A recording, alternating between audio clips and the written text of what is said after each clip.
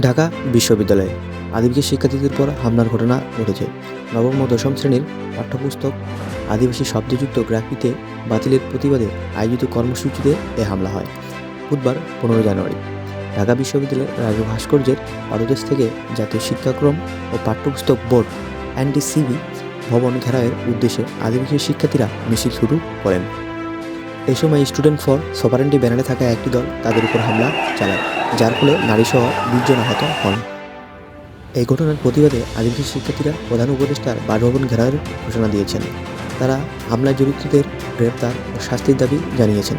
এই ঘটনার পর বিভিন্ন রাজনৈতিক দল ও মানবাধিকার সংগঠন নেতাদের আহত শিক্ষার্থীদের দেখতে ঢাকা মেডিকেল কলেজে এবং হামলার নিন্দা জানান। জাতীয় আদিবাসী পরিষদ এই হামলার তীব্র নিন্দা জানিয়ে জড়িতদের গ্রেপ্তার ও শাস্তি দাবি করেছেন। এই ঘটনার প্রতিবাদে ঢাকা বিশ্ববিদ্যালয়ে মানববন্ধন ও বিক্ষোভ মিছিল অনুষ্ঠিত হয়েছে। আদিবাসী শিক্ষার্থীদের সাংবিধানিক অধিকার ও সংস্কৃতির স্বীকৃতির দাবিতে আন্দোলন চালিয়ে যাচ্ছেন।